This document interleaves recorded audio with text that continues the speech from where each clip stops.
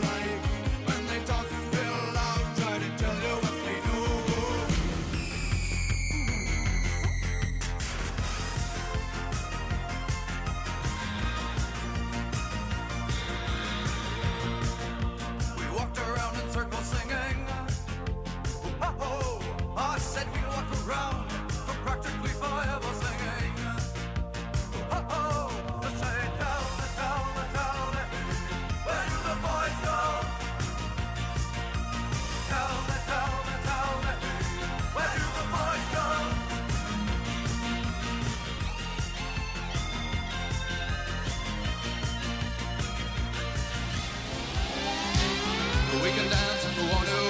We've got all your life in mind. As long as we abuse it, never gonna lose it. Everything will work out right. I say we can dance if we want to. We can leave your friends behind. Because your friends don't dance, and if they don't dance, well, they're no friends of mine. I say we can dance, everything's out of control. But we can dance, they're doing it from pole to pole. But we can dance, everybody look at your hands. But we can dance, everybody's taking a chance. Well, it's safe to dance, yes, it's safe to dance. Well, it's safe to dance, well, it's safe to dance. Yes, it's safe to dance, it's safe to dance. Well, it's safe to dance, it's safe to dance. Oh, it's a safety dance. Oh, it's a safety dance. Oh, it's a safety dance. Oh, it's a safety dance. Just little bits of history repeating.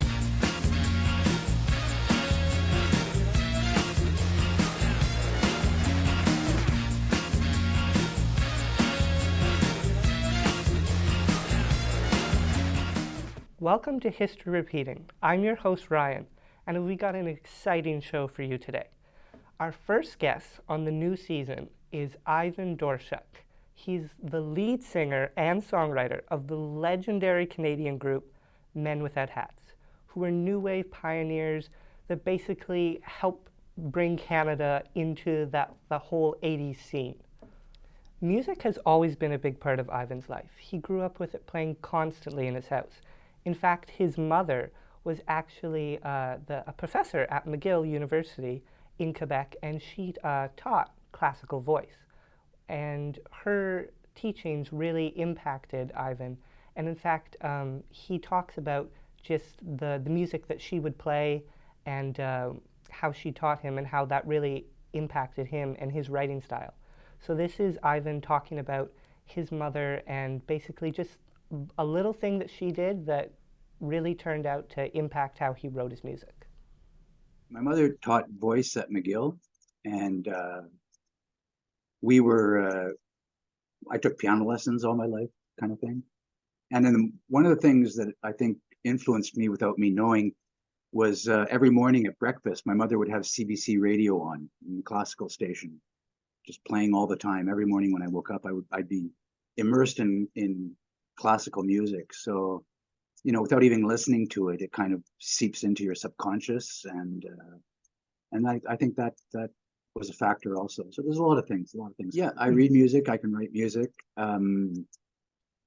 Colin has said that a lot of my writing, because he's really into the classical thing, and he said that a lot of my writing is based loosely on classical forms, and that's, you know, that's the kind of the subjective kind of effect that I was talking about. Like I wrote songs based on what was going on in my head, you know, and it's nothing I studied or anything like that. It came out that way. So even though Ivan was classically trained, he didn't start writing until he was a teenager, and even then, he didn't think he was very good at it. In fact, it wasn't until he first got signed that he realized that he could actually write songs. Not just okay songs, but great songs. And so this is Ivan talking about how he discovered that he was actually a really incredible songwriter. One of the things I would say is that it is kind of it's almost like a trade, you know. Writing songs is like, you know, being a baker or something like that. You have to get up in the morning and you have to do it, you know. It's just like you have to work at it. You have to practice your instruments. You have to research. You have to listen to a lot of music. I've listened to a lot of music in my life, and it's all stuff that I consider research. I don't consider it just a fun pastime. When I'm listening to where the instruments are in the mix, where, you know, what instruments are in the mix. You know, there's different ways. I mean, the Beatles were good for that, because the Beatles really were my first kind of teachers of how to be a songwriter, and they kind of laid down a template of how pop songs are written. And if you look at Beatles songs, they're pretty much all the same. They're all the structures, you know, until they hit the White Album, or the last couple of records, you know, but Sgt. Pepper or whatever. But the early stuff was all the same. It was the same song every, you know, it was just a different title, you know. And so they were good for that. The Beatles were a good template for me to become a songwriter. You know, I guess when you start doing shows and people start coming to your shows, it's kind of a validation in itself. You know, when people buy your records, when your songs move up the charts, you know, it's like, unfortunately that's the way it works. Being in a band is kind of like being on a hockey team sometimes. You know, everybody's fighting for number one position. There's only that many places to play in each city. There's only so many days in a week. So everybody's fighting for number one on the charts. They're fighting for the Friday or Saturday night spot in the club to play at. They're, you know, fighting for fans, basically. You're fighting for a fan share, which is exactly what hockey teams do. So there's a lot of competition when you're a young musician. It's only the strong survive, I guess. Still surprises Ivan today that his music is so universally loved and that so many people have connected to his songs. In fact, some of his greatest works have come out of just a simple thing, a thought, just something that happened in his life that was so small and seemed so insignificant and turned into something just incredible. In fact, one of his most famous works, Pop Goes the World, started off with just a simple melody line, and it turned into one of the biggest hits Men Without Hats ever had. So this is Ivan talking about how that song started off so simple and turned into something great. Well, that too has another interesting story too, because I came up with the hook, and that's all I had at the beginning. I just had that little hook, and the phrase "Pop Goes the World." We had just recently bought one of the first samplers. We were kind of the first band to have the Ensoniq sampler in Canada, and it allowed us to record voices and play them on the keyboard and stuff like that. So we recorded my my then wife recorded her saying "Pop Goes the World," and we had it on the keyboard, and we'd play the melody and we'd push the note and go "Pop Goes the World," and we could play "Pop Goes the World" or "Pop Goes the World," and we thought that was like the end of the world. And when time came to make a new record, I had about 10 songs demoed up, and I just stuck the "Pop Goes." It was about a minute long. I had intended it to be like a kind of a popcorn kind of song, it's a little instrumental, a little fun instrumental, no lyrics, just a little riff, whatever, a minute long. And I just stuck it at the end of the tape. Just it was the last thing I'd written. I just put it on the end of this demo tape, and I sent it off to New York to the guy at the record company. The guy at the record company phoned me and he said, "Okay, those 10 songs, garbage. That little 1 minute song there, that with that "Pop Goes the World," I want you to take that song, make a real song out of it, make it 3-4 minutes long, lyrics, everything, chorus, and then I want you to write 10 more songs just like that one." And I was like, "What?"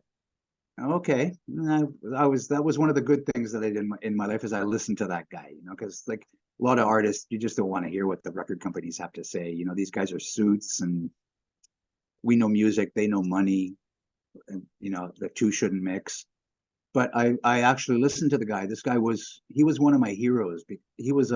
He had been the lead vocalist for a band called Gentle Giant in the 70s, and which were one of my favorite bands. So I kind of paid more attention to him than I would have anybody else. And because he had been in a band, and he not only had been in a band, he had been the lead vocalist, and he had 2 brothers in the band also, in his band. So I kind of related to him. And so that's what I did. I made a song out of "Pop Goes the World," and I wrote a whole bunch more, and that became the album. It's hard to believe that "Pop Goes the World" started out with just that simple little melody line, and how that ended up not only, coming and turning into this incredible song, but it also impacted the entire album and kind of gave Men Without Hats, a longer career, gave them that little extra boost at the end of the 80s because it was a massive hit. So I'm sure most people know, but if you don't, this is "Pop Goes the World."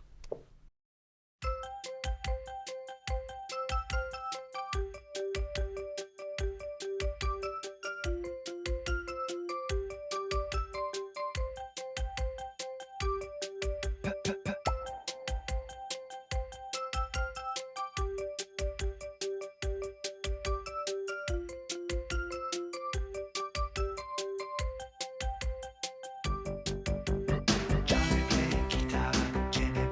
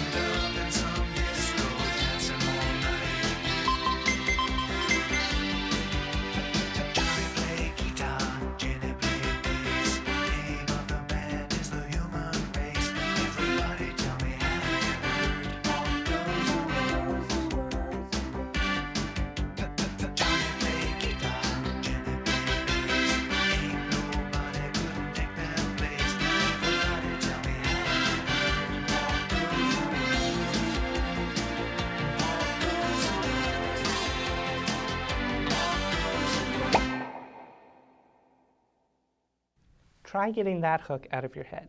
But hooks aren't the only thing that Ivan knows how to write. He has this way of making just these global anthems, these songs that are so universal and they really are focused on big picture ideas. And that's very unique for a songwriter. Usually songs are quite personal, but Ivan never really wrote too many, personal songs that were about his feelings. He focused on what he considered important, which were big picture ideas, big things happening in the world. And so this is Ivan talking about that and how he has a very unique way of writing songs and what he wants to say in them.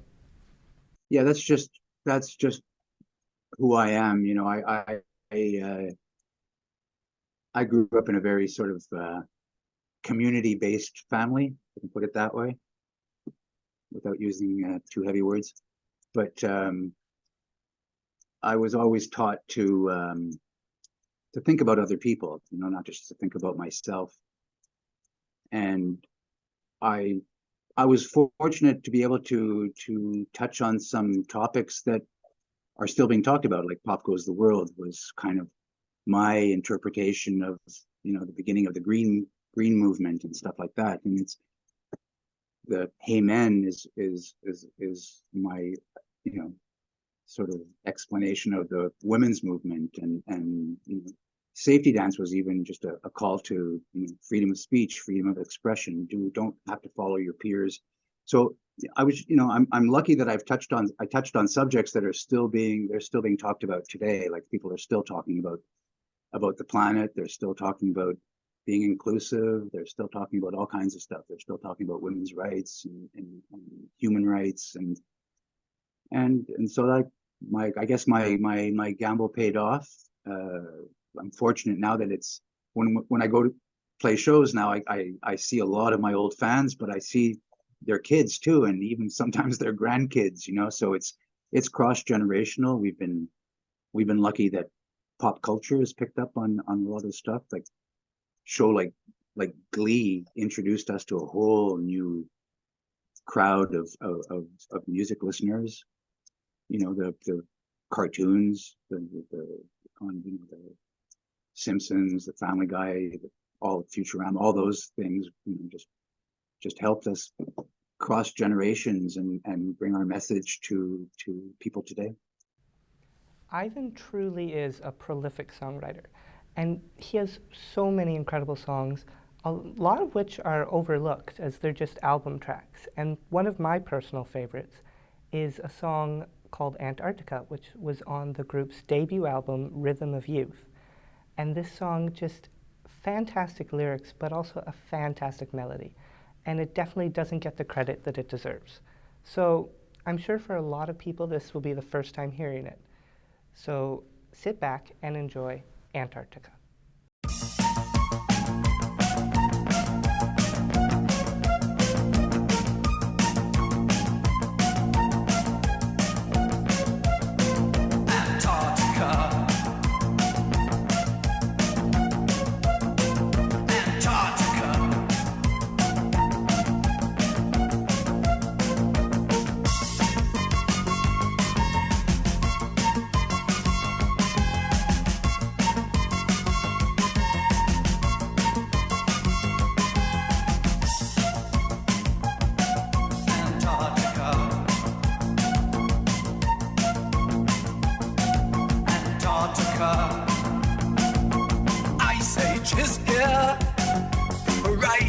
town, Antarctica. Look what you've done. I feel like I've treated your scheme. I feel like you really know what I mean. Night falls hardly, the streets in a mess. And on reflection, the beach is endless. And I feel like I've treated your scheme. And I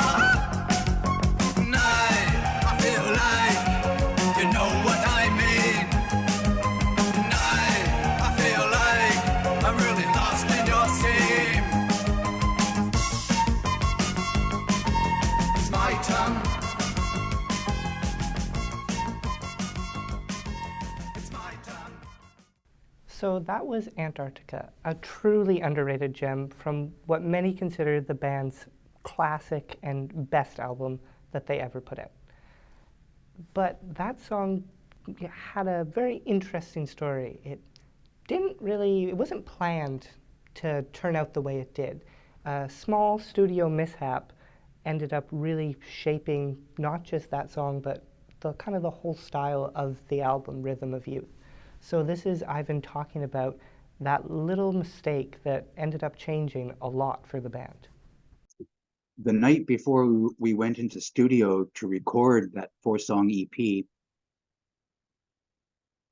we were in our practice studio going over the songs, playing them for our manager. And originally, Antarctica was a reggae song, kind of.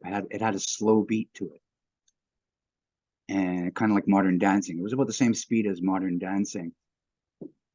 But when we played it for our manager that evening, Jerry, who was running the drum machine, pushed the wrong button, and the speed was twice as fast as it should have been. And so we started playing it, and we thought it was kind of funny, and we kind of played it halfway. We played it a bit. We were laughing and playing it fast, twice the speed that we thought it was supposed to be.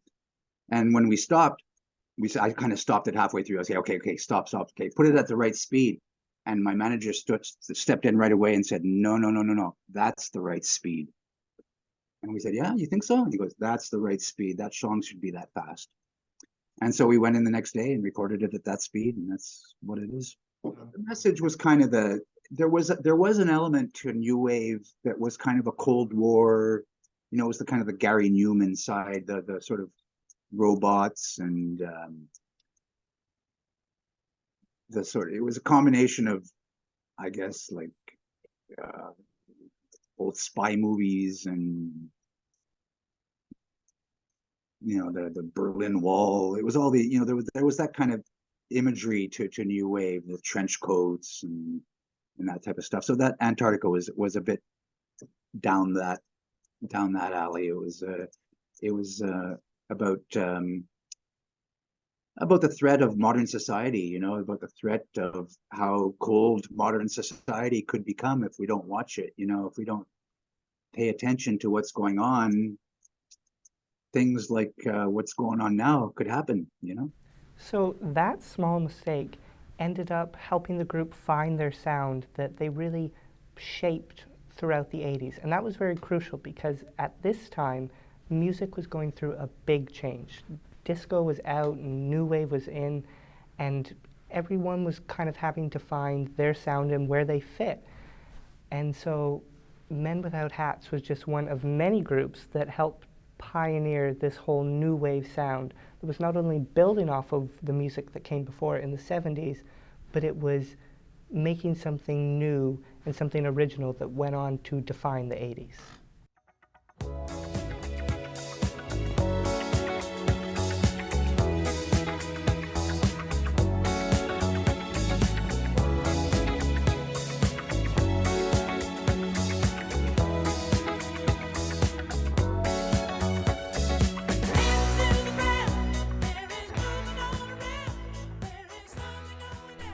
By the spring of 1979, disco was at its ultimate peak.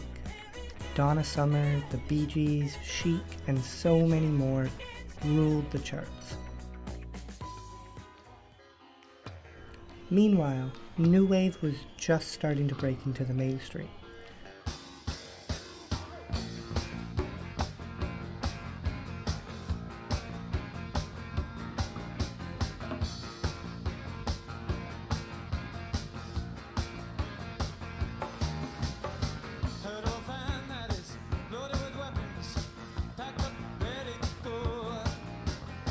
It was growing a lot out of New York's punk scene, and despite being seen as anti-establishment and against the mainstream, new wave had a lot of disco elements that were incorporated into it.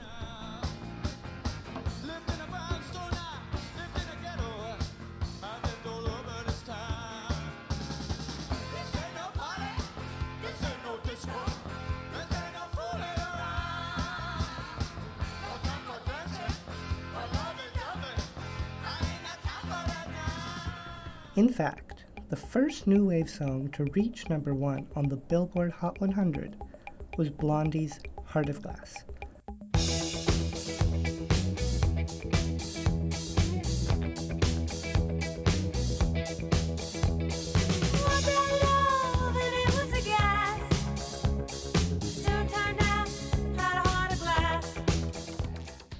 A song that members Debbie Harry and Chris Stein originally wrote after being inspired by Donna Summer's iconic I Feel Love.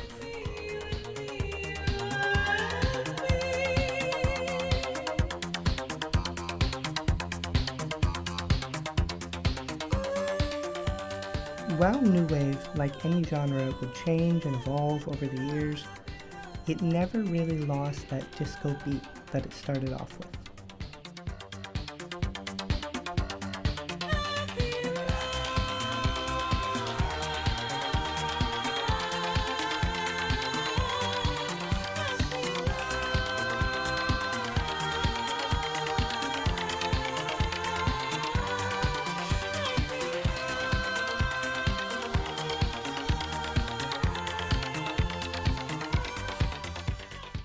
So, like many new wave artists, Men Without Hats was, heavily inspired by disco. New wave was really born out of disco. A lot of people said it was the anti-disco because disco had died, but disco never really died. It just kind of changed. And new wave was really, as Ivan discussed, it was, for him, that alternative rock mixed with a dance beat. And that's really what a lot of new wave artists will say, that it was traditional rock but mixed with a lot of disco elements. And in fact, Men Without Hats' biggest hit was inspired by Ivan actually going out to a disco, and what happened to him just inspired that song, and he went home and he just wrote it out. And that song is, of course, The Safety Dance. So this is Ivan talking about that moment and how that song came to be. The origin story of Safety Dance is that I was in clubs at the end of the 70s. Disco was dying, and in clubs, DJs used to try to slip in a little new wave song here and there. They'd slip in Blondie's Heart of Glass or B-52 Rock Lobster or Devo's Satisfaction. And whenever they did, we'd get up and start dancing. And the dance then was the pogo dance. It was just jumping up and down, bouncing off each other's stomachs. And it was the precursor of the mosh pit and slam dancing. But nobody had ever seen that before. And the bouncers all thought we were fighting. And so we'd get kicked out. Every time we'd go up and start dancing to a new wave song, we'd eventually get kicked out. And I literally went home and wrote a song about it. And so that's the truth. What a fantastic story behind the song. And I think it's fair to say that The Safety Dance is without a doubt Men Without Hats' most universally known and beloved song. It is just taken on a life of its own. It's got that incredible, new wave sound. It's got the dance beat mixed with the more traditional rock, and it really helps shape what new wave would become in the 80s. And it has even more of a personal meaning to Ivan, and he talks about how, of all the songs he's ever written, that one specifically represents not only Men Without Hats' legacy, but also his own. So this is Ivan talking about specifically how that song has just taken on a life of its own, and it means so many different things to so many different people. I'd have to pick Safety Dance.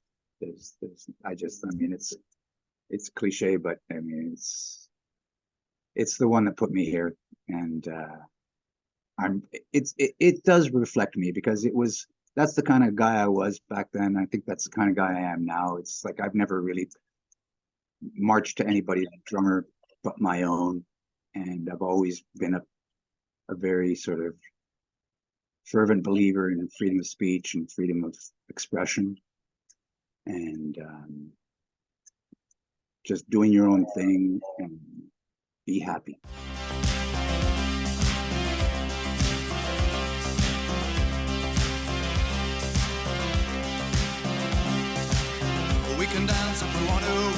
can leave your friends behind.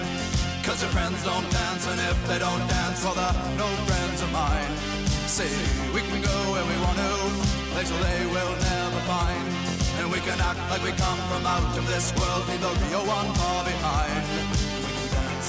What you say?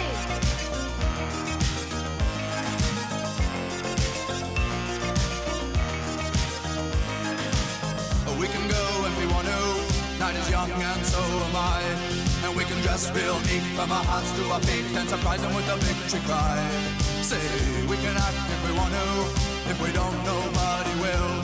And you can act real rude and totally removed, and I can act like an imbecile. Say, we can dance, everything's out of control. We can dance, we're doing it from pole to pole. We can dance, everybody look at your hands. We can dance, everybody's taking the chance. Safe to dance, oh, it's safe to dance. Yes, it's safe to dance.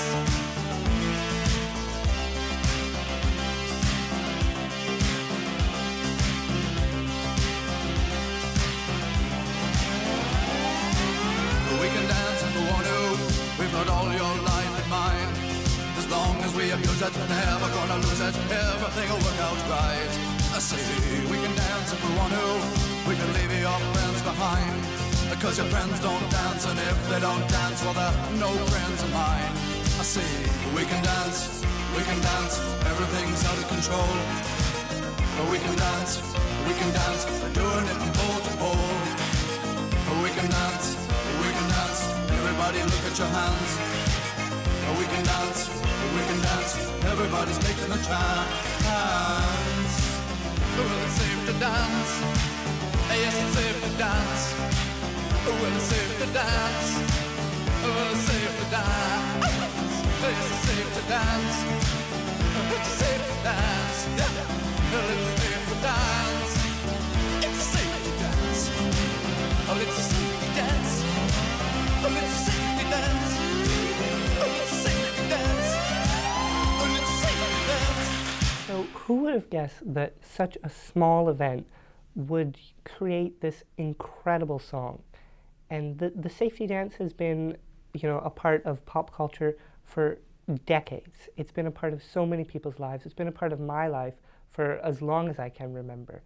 And I have to thank Ivan for letting me speak with him and to learn more about what it was like in the 80s, being a part of Men Without Hats, what it's like now, and what it was like to be a songwriter then versus now. He just had so many great things to talk about and to say.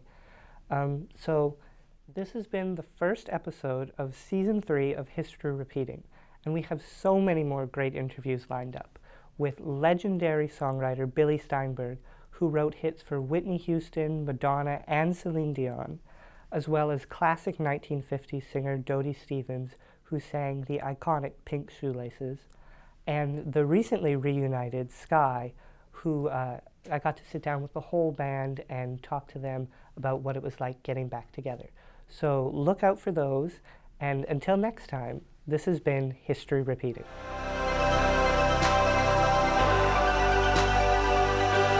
It's safe to dance.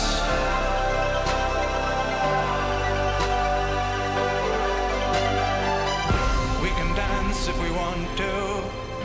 We can leave your friends behind. 'Cause your friends don't dance, and if they don't dance, well, they're no friends of mine. No friends of mine.